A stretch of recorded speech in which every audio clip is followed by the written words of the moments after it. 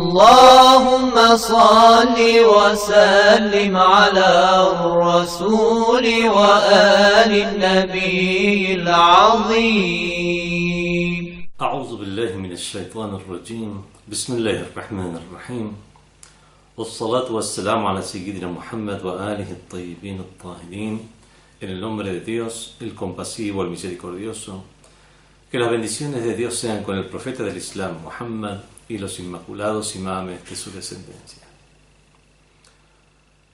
En esta séptima clase del tafsir, la exégesis del Corán, sus fundamentos y métodos,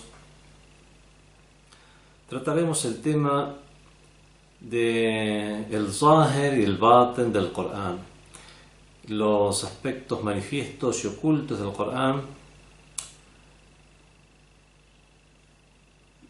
Este tema lo veremos en dos clases, inshallah.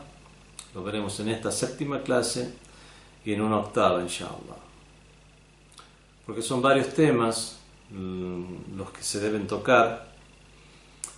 Uno de ellos son las narraciones que se refirieron a que en el Corán hay un zahir y un batin, un aspecto manifiesto y un aspecto oculto. Inshallah, en esta clase también tocaremos el tema después de ver las narraciones que se refieren a este tema, con estos términos y otros términos afines, veremos un análisis semántico, daremos un análisis semántico de estas expresiones que han sido transmitidas en los hadices.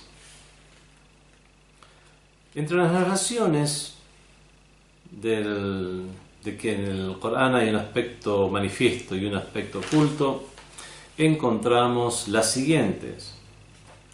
Dijo el profeta del Islam, sallallahu alayhi wa alihi: Ana aqra'u li batnin wa antum taqra'unahu li zahrin. Yo leo el Corán desde un aspecto batin, li batnin, mientras que vosotros lo leéis desde un aspecto zahir, de un aspecto manifiesto. Le preguntaron: oh mensajero de Dios, mal batin, ¿qué es el aspecto oculto? Qala aqra'uhu atadabbaruhu.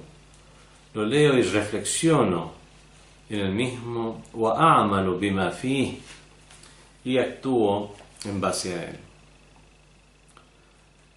Se narró también en un hadith mursal, o sea, la cadena de transmisión solo llega a un compañero de los compañeros, a un tabi'in, que el profeta dijo: Ma anzala Allahu azza wa jalla ayatan illa laha zahrun wa batnun. No hay ninguna ley del Sagrado Corán que Dios haya revelado sin que tenga un aspecto manifiesto y un aspecto oculto. Wa likulli harfin haddun. Y cada letra tiene un had.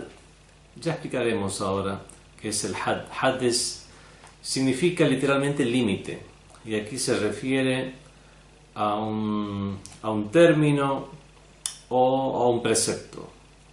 Y cada letra tiene un had, y todo had tiene un matla, y todo expresión o término preciso tiene un matla, que es el sentido global. Ahora analizaremos, después de ver las narraciones, cuando hagamos un análisis semántico de las expresiones que están en los hadices, veremos qué significa, a qué se refiere con harf o letra, a qué se refiere con had, que lingüísticamente significa límite, pero aquí qué es lo que significa. Está usada para ir comprendiendo las narraciones en el sentido de precepto, o término preciso, y matla, que significa lugar de salida, pero aquí significa noción global, esa noción emergente, noción saliente. Matla es como el lugar donde sale el sol, se dice el matla, el saliente. Repitamos la narración. No reveló Dios ninguna ley sin que tenga illa laha zahrun wa batn, sin que tenga un aspecto manifiesto y un aspecto oculto. وَلِكُلِّ حَرْفٍ حَدٍّ, y cada letra tiene un had, o término preciso o precepto. وَلِكُلِّ حَدٍّ مَطْلَعٍ, y cada had tiene un matla o noción global. Ya aclararemos estas expresiones. Se transmitió del compañero del profeta, del famoso compañero del profeta Ibn Mas'ud, que el profeta dijo: Unzil al-Qur'an, el Qur'an fue revelado ala sab'ati ahruf, en base a 7 letras. Likulli harfin minha zahrun wa batnun, y cada una de sus letras tiene un aspecto manifiesto y un aspecto oculto. Wa likulli harfin hadd, y cada una de sus letras tiene un had, un límite preciso, precepto. وَلِكُلِّ حَدٍّ مَطْلَعٍ, y cada uno de estos had tiene un matla o aspecto global. Y así otras narraciones que son similares. En esta narración de Ibn Mas'ud se agrega lo siguiente: وَإِنَّ عَلِي بْنَ أَبِي طَالِبٍ, ciertamente que el imam Ali عِنْدَهُ الظَّاهِرُ وَالْبَاطِنُ, posee tanto el aspecto manifiesto como el aspecto oculto del Sagrado Corán. Y así otras similares, que más se las... no voy a leerlas a todas, las que se mencionan en los libros, que más se las trae para hacer diferentes análisis. Primero sobre la cantidad de narraciones que se refieren,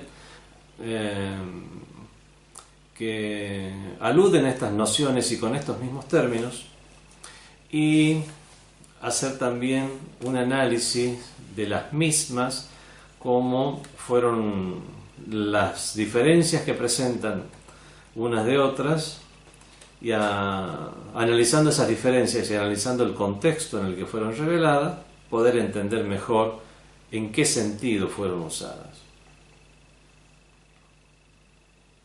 De este mismo tenor, tanto del profeta como de los imames de Ahlul Bayt, fueron reveladas, narradas, varios hadices. En otra narración, el profeta del Islam dice: "Utitul Qur'an", me fue dado el Qur'an ala sab'ati ahruf, en base a 7 letras. "Likulli harfin minha zahrun wa batn", y cada una de sus letras tiene un aspecto manifiesto y un aspecto oculto. También expresiones en el mismo tenor, dice: el profeta sallallahu alaihi wa alihi dijo: "Inna lil Qur'ani zahran", ciertamente que el Corán tiene un aspecto manifiesto, o batnan, y un aspecto oculto. "Wa li batnihi batnan", y cada aspecto oculto tiene otro aspecto oculto más. "Y la sab'ati abtunen", hasta 7 aspectos ocultos. También fue narrado exactamente con las mismas expresiones de los imames, el imam Qasem alayhi salam, el séptimo imam, y también de su padre, el imam Ja'far Sadiq alayhi salam, el sexto imam.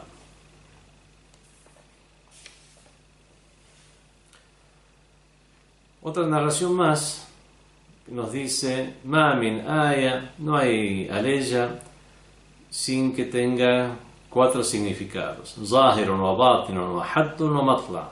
Un aspecto zahir, manifiesto; un aspecto batin, un aspecto oculto; un had, o sea, un límite o término preciso, precepto; wa matla', y un aspecto emergente o aspecto global o noción global.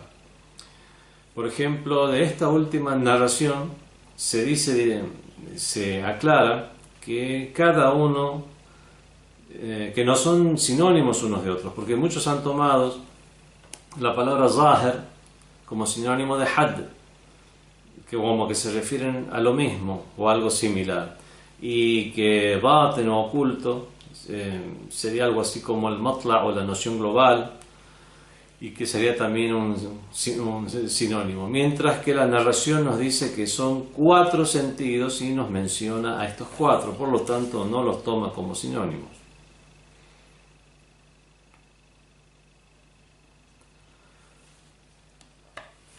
El próximo tema es el próximo punto es hacer lo que se llama Fiqhul Hadith. Fiqh al-Hadith significa hacer un análisis lingüístico de las narraciones, de las expresiones usadas en las narraciones. A muchos puede llegar a confundir el término, los que no están familiarizados con las ciencias islámicas, con las disciplinas islámicas. La palabra fiqh, a pesar de ser árabe parlantes, a lo mejor la palabra fiqh, pueden llegar a comprender de la misma lo que hoy en día se entiende de fiqh, que es jurisprudencia. Pero recordemos que tal como está usada esta expresión en el Sagrado Corán, tafaqqa fid-din, liyatafaqahu fid-din, cuando hay una ley, cuando se refiere a personas que vayan y liyatafaqahu fid-din, para que se instruyan en la religión. El fiqh aquí significa instruirse. La palabra aquí, fiqh al-hadith, significa hacer un análisis, estudiar, conocer los vocablos del hadith. Fiqh al-hadith es conocer los vocablos del hadith, hacer un estudio, análisis semántico. Existe fiqh al-hadith o fiqh al-Qur'an, hacer un análisis de los vocablos usados en el Sagrado Corán. Este punto entonces, fiqh al-hadith, o análisis de los vocablos usados en el hadith, o análisis de los vocablos zahir y batin usados en el hadith. Aquellos que nosotros hemos traducido como aspecto manifiesto o lo manifiesto y lo oculto del Sagrado Corán. En todas estas narraciones que hemos leído tenemos un sujeto del cual se habla en este caso, es el Corán, por ejemplo, la aleya del Corán o una letra, ¿qué son? Y hay una calificación, adjetivización, un predicado que se hace sobre ese tema, sobre ese sujeto. Por ejemplo, se califica a este sujeto, a este Corán, a esta aleya, a esta letra, se la califica de zahir, batin, had y matla. Se la califica que tiene un aspecto manifiesto, que tiene un aspecto oculto, que es considerada como un precepto, o que tiene un término preciso, o que es un matla, que es considera que tienen un aspecto global, una noción global. Entonces, de la forma en que están usadas las narraciones, entendemos lo siguiente: que el Corán tiene un aspecto manifiesto y un aspecto oculto, que cada ley tiene un aspecto manifiesto y un aspecto oculto, que cada harf, que cada letra, ya veremos qué sentido se le da a cada letra, que cada letra tiene un aspecto manifiesto y un aspecto oculto, que cada letra tiene un had, que cada letra tiene un límite preciso, y que cada límite preciso tiene un matla, que es, o sea, una noción global, o es sacada de una noción global. De esta manera, esto es lo que concluimos de las narraciones que hemos leído. Vocablos como Corán, aleya, son vocablos claros para los musulmanes, para aquellos que también no son musulmanes, pero están familiarizados con el Islam. El Corán es el libro sagrado de los musulmanes, las aleyas es cada uno de los versículos, por decir de alguna manera, que conforman el Sagrado Corán. Ahora, ¿qué es lo que quieren decir las narraciones con harf, letra? Fue revelado el Corán en base a 7 letras. ¿Qué es lo que significa? ¿Qué significan estas letras?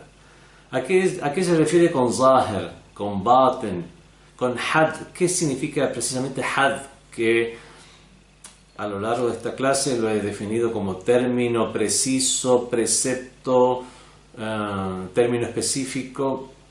¿Y qué significa matla? Que lo he traducido como una noción global, y he dicho que el matla es el lugar por donde sale el sol, y de ahí es tomada esta palabra como que algo emerge.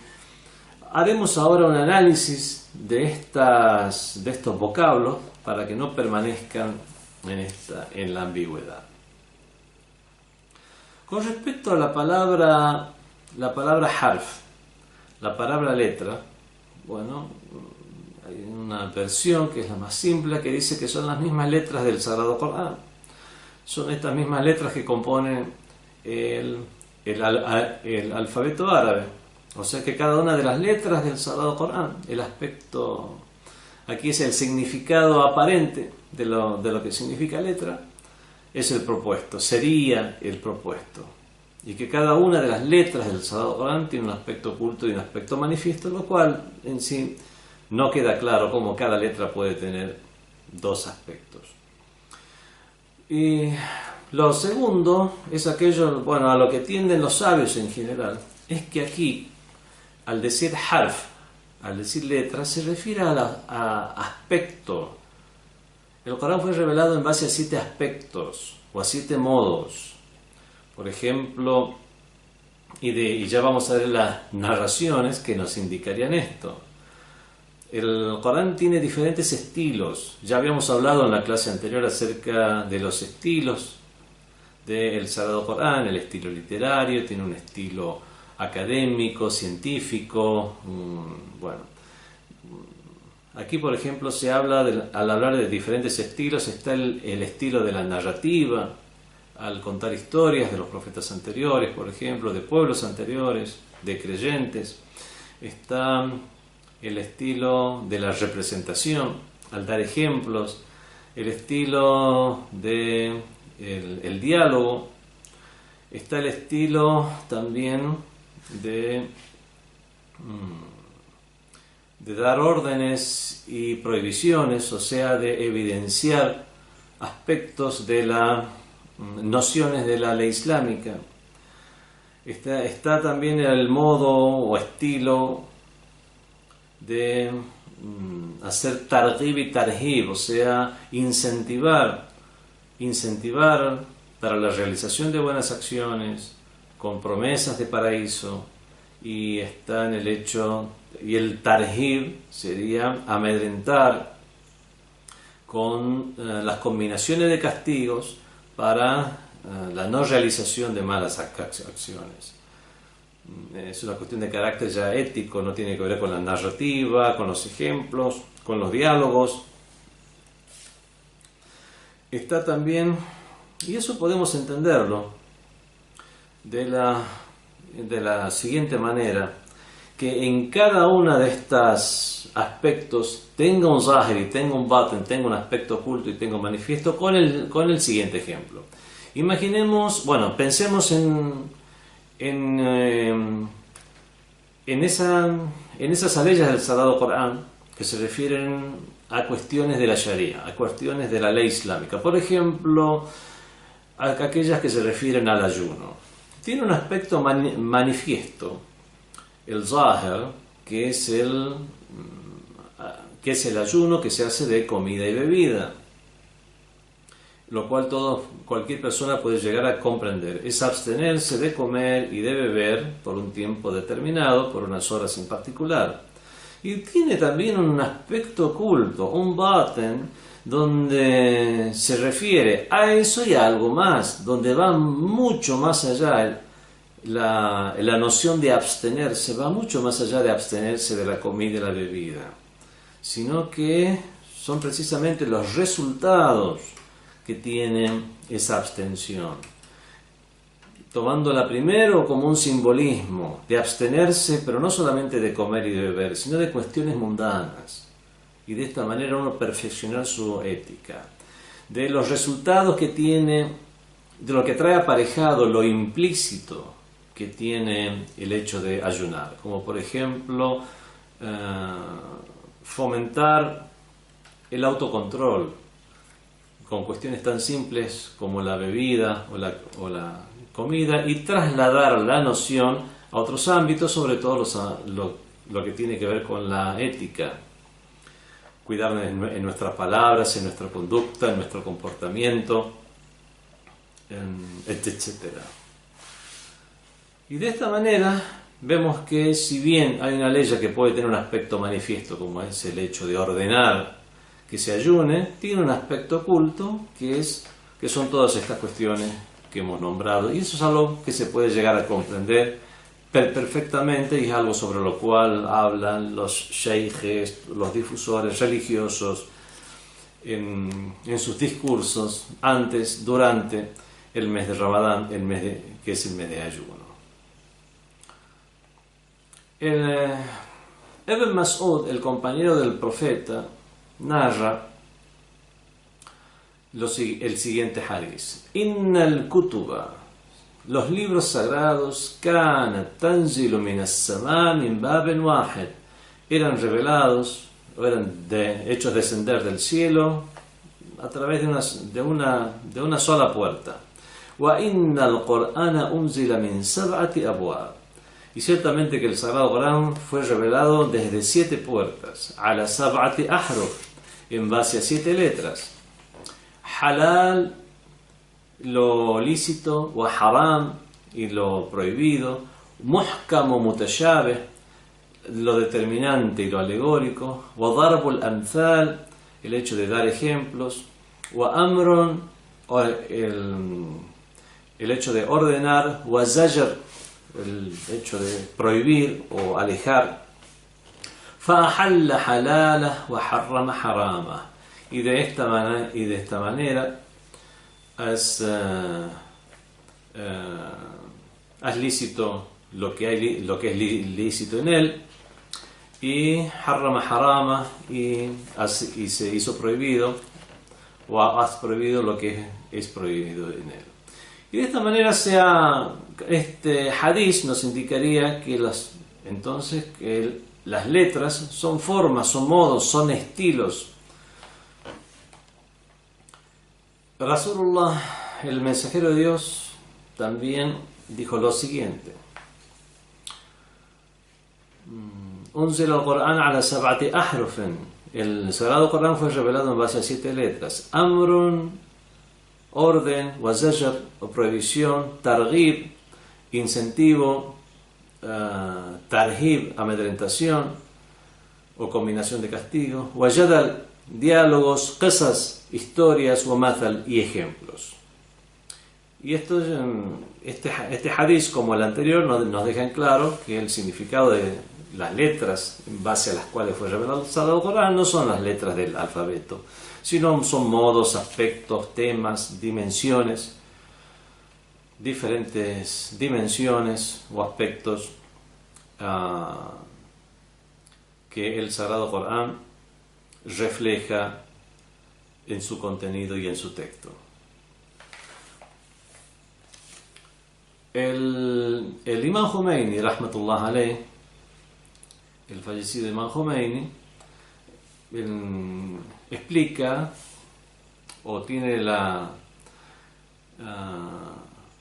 siguiente postura de que sí, el Corán fue revelado en base a todos estos modos, porque el Corán fue revelado para diferentes sectores de la sociedad, personas con diferentes niveles académicos, de cultura general, con diferentes tendencias, y es por eso que cada uno o cada sector de la sociedad puede aprovechar más de un aspecto que del otro.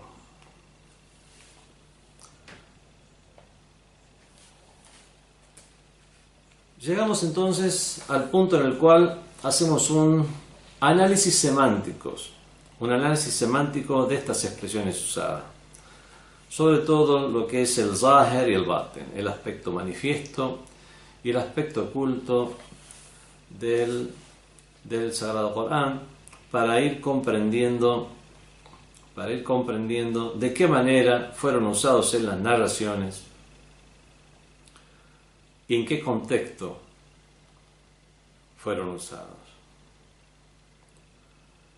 Se narró de Ismail ibn Jabir, que narró del sexto de los imames, el imam Ja'far Sadiq, alayhi salam, quien a su vez transmitió en sus cadenas de transmisión de sus padres, sus abuelos, hasta llegar al imam Ali ibn Abi Talib, que narró lo siguiente: Ayatun muhkamu Qur'an. Las aleyas que son muhkam, que son determinantes en el Corán, son aquellas cuyo ta'wil se refleja en su tanzil, cuya realidad última ya está reflejada en su revelación.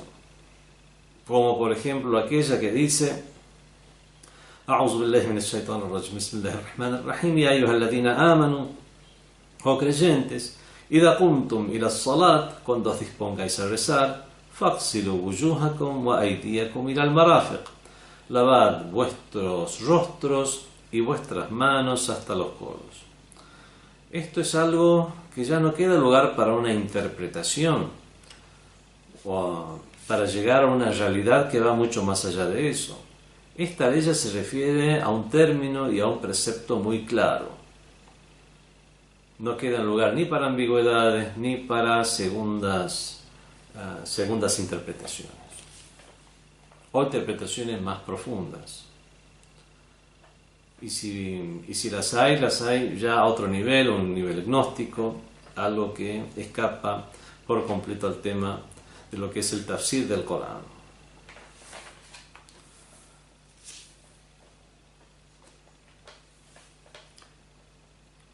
Entonces sucede que el aspecto zahir del Sagrado Corán,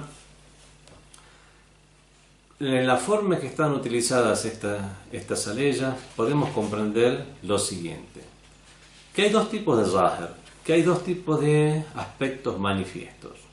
Está el aspecto manifiesto que es tasawwuri, o sea que es hipotético o teórico.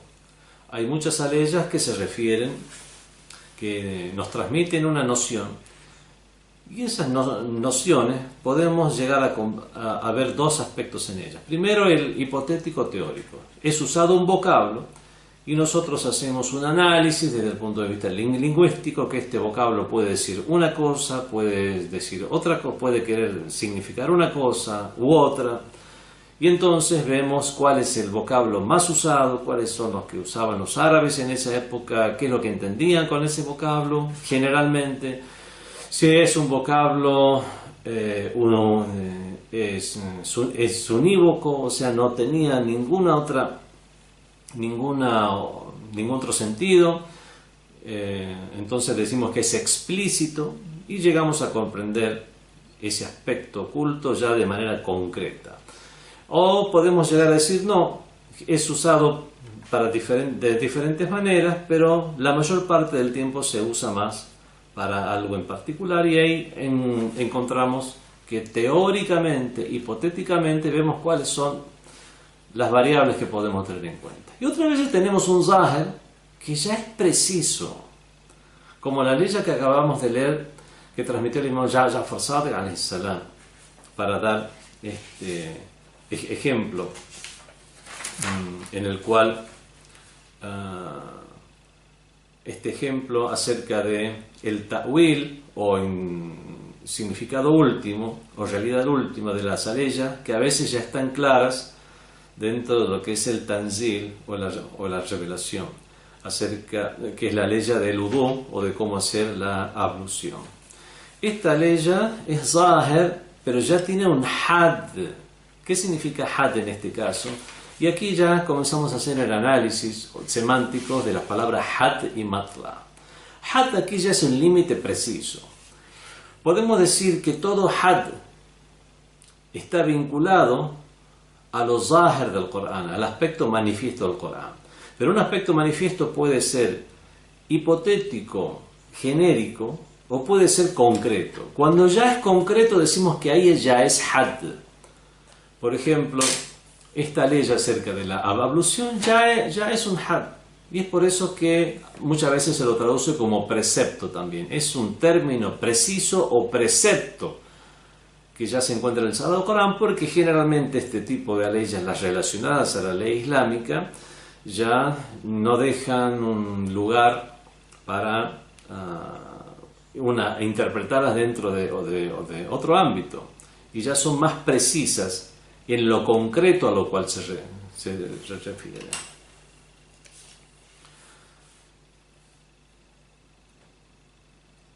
Had, en la manera en que fueron utilizadas en las narraciones que hemos leído, vemos que se refiere a esa misma revelación, al tanzil y a lo zahir y al aspecto manifiesto. Y el vocablo matla, que es con el cual generalmente viene junto con el vocablo had, se refiere al ta'wil, a la realidad última que se encuentra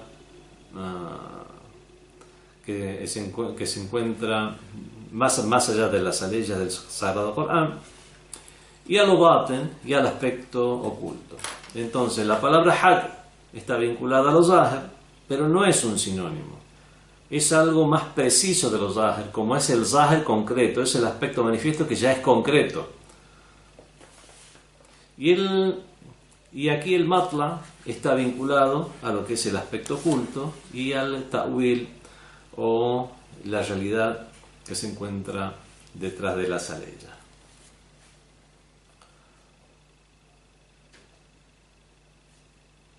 Entonces, definitivamente no podemos tomarlas como sinónimos una de otra.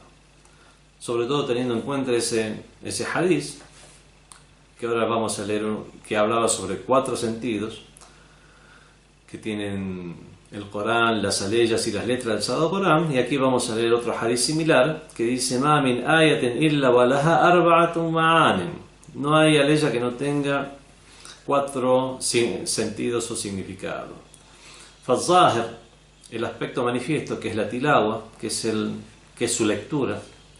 El Batin, el aspecto oculto, que es la comprensión, que encierra esa lectura. Wal-Had, el Had, وهو أحكام الحلال والحرام. El had, que son las normas de lo halal y lo haram, y es por eso que generalmente se lo traduce como precepto o término preciso. Wal matla, y el matla, esa noción global, وهو مراد الله من العبد, que es la voluntad de Dios y es lo que Dios quiere del siervo, y es lo que Dios quiere que el siervo a través de esa aleya. Vemos que este hadiz es muy similar al anterior, solamente que nos explica más y hace una diferencia entre los 4 vocablos.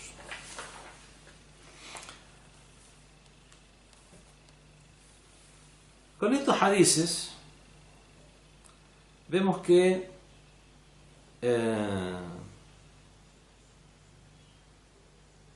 la manera de usar estos hadices es la siguiente, que es que se debe tener en cuenta el tema al cual se refiere la ley, teniendo en cuenta que hay 7 aspectos. Bueno, 7 también es un número genérico, es un número, hay muchos aspectos. Hay muchos aspectos del Sagrado Corán. Como el Corán, 7 aspectos o 7 modos en la forma en que el Sagrado Corán se dirige a las personas, teniendo en cuenta el modo, teniendo en cuenta el tema, teniendo en cuenta la correspondencia entre las partes del discurso, podemos llegar entonces a utilizar esos postulados que nos dejan las otras disciplinas de las ciencias islámicas, como lo que es la literatura, la literatura árabe, la lógica y los postulados de la ciencia del principio de jurisprudencia y otras, etcétera, para hacer análisis como el siguiente. En la ley que dice: A'udhu billahi minash shaitanir rajim, idha halaltum fastadu, cuando ya estés en hel, o sea, cuando ya salgáis del estado de consagración ritual, ya salgáis del estado de ihram. Ahora, cuando ya estéis en estado de hel, idha halaltum, cuando ya salgáis del estado de consagración ritual, fastado, ahí, estado, ya cazad, pueden cazar animales. Y esto está ya usado en verbo imperativo. Cuando salgáis del estado de ihram, idha halaltum, fastado, cazad.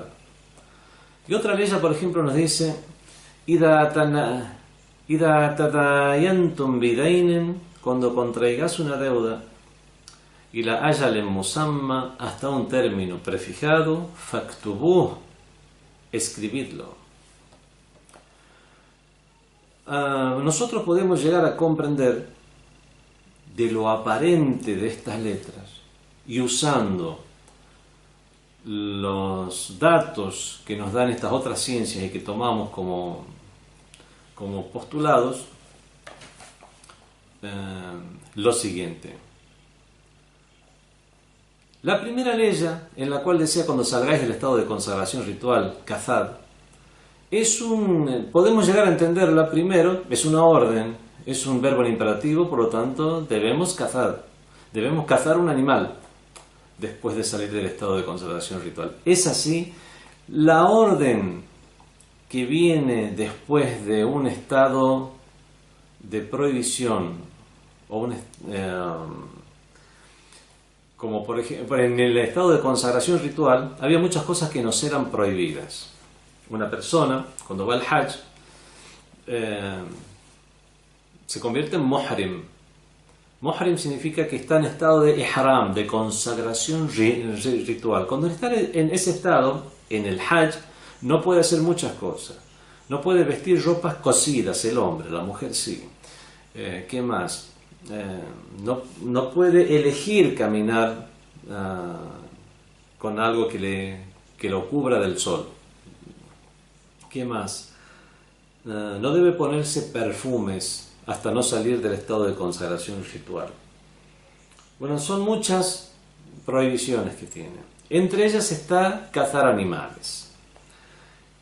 Esta ley nos habla de un estado de prohibición y después nos libera del estado de prohibición y ahí nos da el imperativo.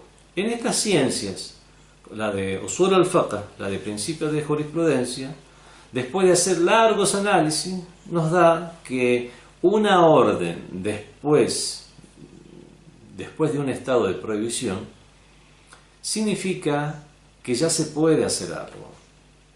O sea, ya no están en estado de ihram, ya no están en estado de consagración, pueden cazar si quieren. Eso es lo que significaría cuando salgáis del estado de consagración, cazad.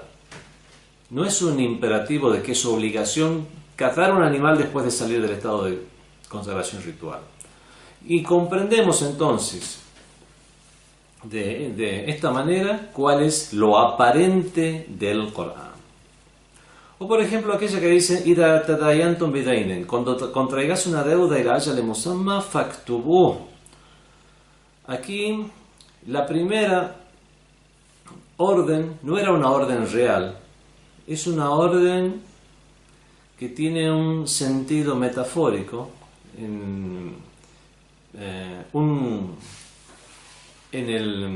lo que es la ibaha. La ibaha es la licitud, es declarar lícito algo después de que no estaba lícito. Y la segunda ley, cuando contraigas una deuda, es que escribirla, hasta un término prefijado es que escribirla, no es una orden de precepto religioso que si uno no cumple con ese precepto, ello conllevaría un castigo, por ejemplo. Es lo que se llama Amr Irshadi. El Amr Irshadi es una orden orientativa. Se dice que algunos pueden llegar a cuestionar cómo puede un profeta del Islam, como es el primer ser humano y el primer profeta, Adán, haber desobedecido a Dios cuando le dijo que no coma del árbol, que no coma de tal árbol. ¿Cómo un profeta puede desobedecer una orden? Sobre todo para la creencia shia imamita, los profetas son inmaculados, no pueden cometer ningún pecado. Las respuestas que se han dado desde la shia imamita es lo siguiente, que hay diferentes tipos de respuestas. Una de las respuestas es que eso directamente todavía no había una sharia, no había unas órdenes y prohibiciones, era el paraíso terrenal, entonces todavía no había una orden de prohibición como para decir que Adán cometió un pecado, una transgresión a la ley divina, porque todavía no había una ley. Otra de las respuestas es que lo que hizo Adán fue hacer tarkul aula, dejar de hacer lo que era prioritario. Podía hacer dos cosas, pero él como profeta era mucho mejor que haga esto. Y no hizo lo que correspondía que haga como profeta, lo cual no significa que eso sea condenable. Y la tercera respuesta que se da es la a la cual a que quiero hacer referencia aquí. Que esa orden que Dios le dio era una orden orientativa, no una orden que acarrearía una reprimenda real. Es como cuando un padre le dice a un hijo: no se acerque al precipicio, no te acerques al precipicio. No existe la más mínima posibilidad que uno diga, bueno, si uno desobedece la orden y de alguna manera se acerca al precipicio y se cae, pero por alguna cuestión siga vivo, después lo va a reprender. El padre, desde su compasión por su hijo, y su preocupación por su hijo, es que con esa orden le está orientando a que tenga cuidado. Bueno, una de las respuestas que se da con respecto al caso de Adán con el sea la paz, es que la orden era orientativa. Es que no se acerque al árbol, porque las consecuencias iban a ser las que fueron. Y no necesariamente era una prohibición. Vemos en este caso, en esta ley, cuando contraigas una deuda, escribidla. Es una orden orientativa. No es una obligación. No hay ningún jurista musulmán que diga que es una obligación que una persona cada vez que contrae una deuda tenga que escribirlo.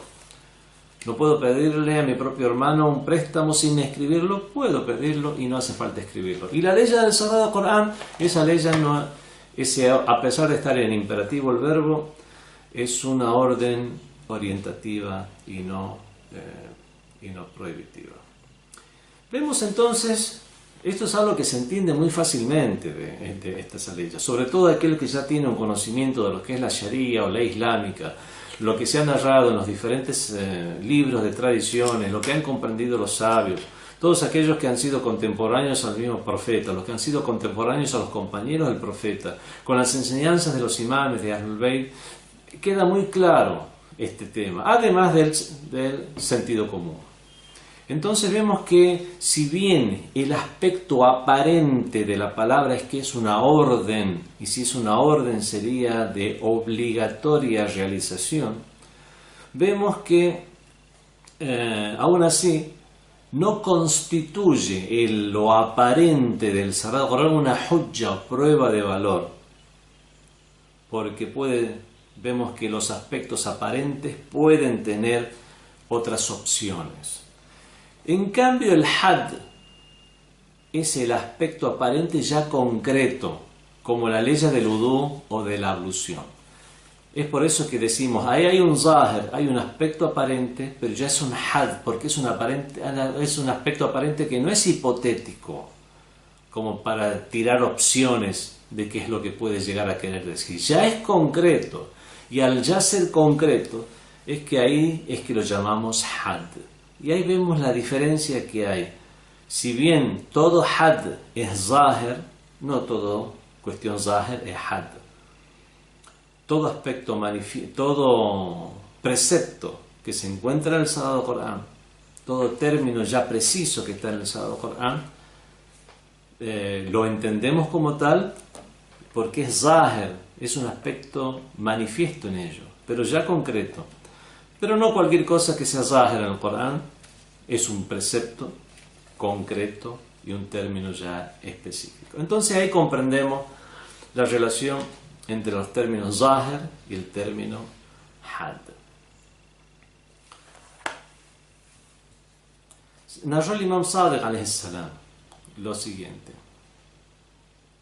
aquel que no conozca del libro de Dios las leyes que son abrogantes y las abrogadas, al-nasikh o al-mansukh, no reconozca o no distinga entre el khas y el am, lo que es particular y lo que es general, no reconozca el muhkam y el mutashabih, no reconozca lo que es determinante de lo que es alegórico, no conozca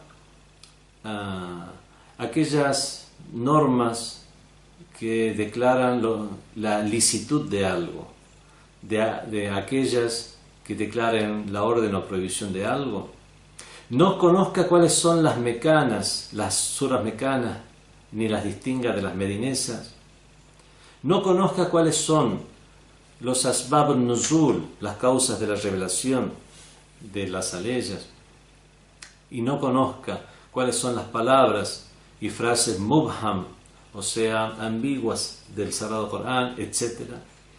El que no conozca todo esto no se puede llamar sabio en el Corán y no se puede decir que es de la gente del Corán.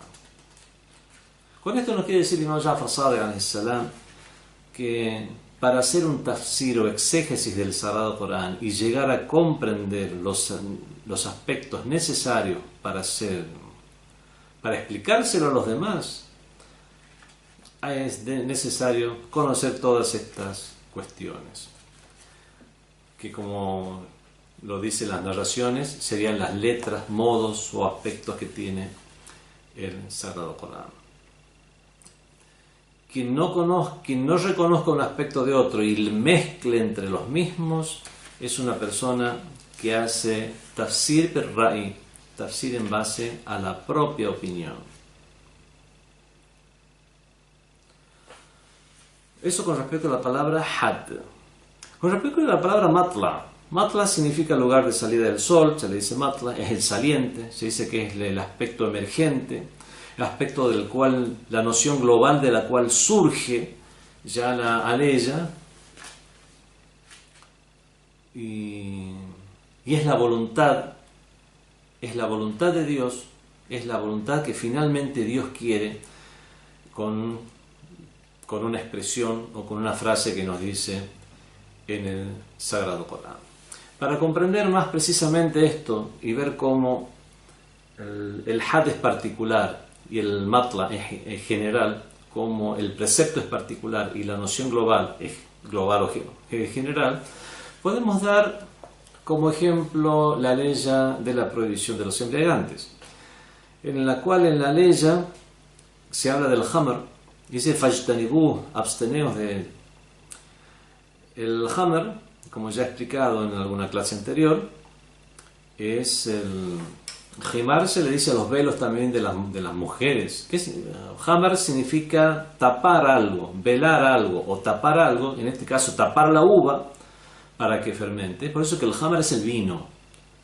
Hamar no es cerveza, hamar no es whisky, no es vodka. Hamar es el vino. Entonces la ley de la prohibición de los embriagantes, en este caso la prohibición del hamar, tiene un had. Pero la voluntad de Dios en general, y lo cual lo comprendemos por aleyas, narraciones, vincular una aleya con otra aleya, etcétera, etcétera, etcétera, comprendemos que el matla, la voluntad de Dios, es la prohibición del embriagante en general. Esa es la voluntad de Dios, el matla. Y el had, que es el precepto concreto revelado, es la prohibición del hamar, específicamente. Y ahí podemos llegar a comprender la relación que existe entre had o precepto, término específico, y el matla o la noción general. El matla nos da a entender también los alcances cualitativos y cuantitativos de una norma,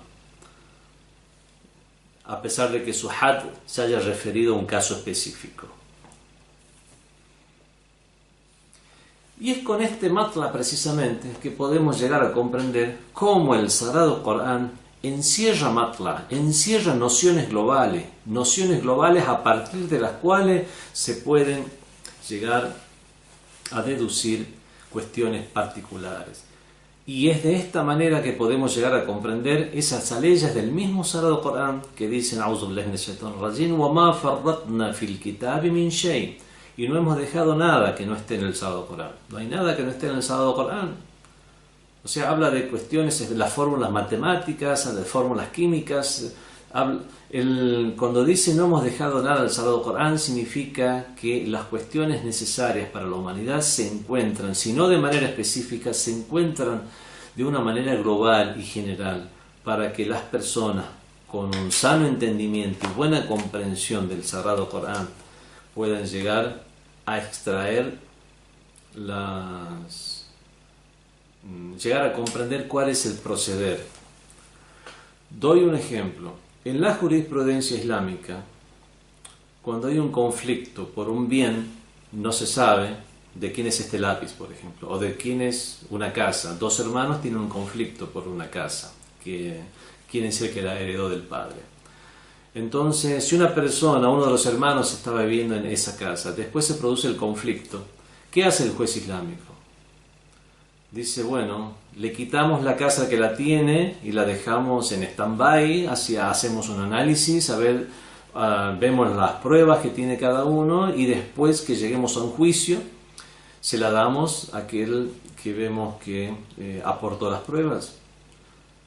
No, lo que se hace es seguir lo que se llama la regla de mano. Qa'idatul liyad es una regla general. El que la tenía antes del conflicto la sigue teniendo hasta que se solucione el conflicto. Esto es una regla general, es una norma a seguir. No significa que esa casa es realmente de esa persona como para dejársela. Significa qué es lo que debemos hacer, porque al fin y al cabo ahora hay un conflicto. Y yo como juez debo decidir, bueno, ¿qué hago? ¿Le digo a esta persona que salga hasta que se resuelva el conflicto? No, se queda hasta que se resuelva el conflicto. Sé qué hacer ante esta situación. Y esa norma general se la extrae del Sagrado Corán, de las narraciones, etcétera, etcétera. En este caso, el Sagrado Corán nos da normativas generales. Y esto únicamente podemos comprenderlo con el matla o noción global a la cual se refieren el profeta y los imames en los diferentes hadices. Otras leyes del Sagrado Corán que nos dan a entender este mismo sentido es aquella, por ejemplo, que dice وَمَا كَانَ حَدِيثًا يُفْتَرَى. Son palabras que son inventadas. وَلَكِنْ تَصْدِيقَ الَّذِي بَيْنَ يَدَيْهِ, el Corán, sino que es verificación de lo que ya tienen. وَتَفْصِيلُ كُلُّ شَيْءٍ, y en ello está detallado en todas las cosas. Todo está detallado en el Sagrado Corán. وَنَزَّلْنَا عَلَيْكَ الْكِتَابِ, y hemos hecho descender sobre ti el libro, te hemos revelado el libro, تِبْيَانًا لِكُلِّ شَيْءٍ, donde hay explicación para toda cosa. وَلَقَدْ صَرَّفْنَا فِي هَذَا الْقُرْآنَ مِنْ كُلِّ شَيْءٍ, y en el Corán hemos dispuesto la explicación de todo. Estas aleyas que tienen este sentido, se habla de estas normativas generales que se encuentran en el Sagrado Corán. Esto lo podemos comprender también de hadices de los imames. Se le preguntó al imam Ali alayhi salam, ¿acaso en aquello que dices, en aquello de lo cual, en aquellos que te expresas, ¿es todo proviene del Corán o proviene de alguna otra fuente? Y respondió el imam Ali alayhi salam, وَالَّذِي خَلَقَ الْجَنَّةَ, por aquel que creó el paraíso, وَبَرَأَ النَّسَمَ, que ha originado a la especie humana, مَا عِنْدَنَا إِلَّا مَا فِي الْقُرْآنِ, no tenemos sino aquello que se encuentra en el Sagrado Corán. O sea que todas esas máximas de sabiduría, sapiencia, todo aquello que tenía el imam Ali alayhi salam, por lo cual fue considerado como, por el mismo profeta del Islam, como la puerta de la ciudad del conocimiento del profeta del Islam, como el más conocedor de los juicios, como que el Corán como que Ali está con el Corán y el Corán está con Ali, etcétera, etcétera, etcétera. Todas aquellas sabiduría que la vemos muy someramente en sus hadices, de lo que podemos comprender, todo aquello que se encuentra en el libro Nahjul Balagha, toda esa sabiduría, el imam Ali alayhi salam jura por Dios, por aquel que creó la especie humana, que no ma indana illa ma fil Qur'an, no tenemos sino aquello que se encuentra en el Sagrado Corán. Bueno, respecto a este hadiz, explicando este tema del cual estamos hablando, el famoso exégeta Allama Tabatabai también nos da a entender esto mismo, y nos dice al final de su análisis, de esta manera vemos como todo el conocimiento de los imames, del profeta y de los imames, en realidad surgen del Sagrado Corán.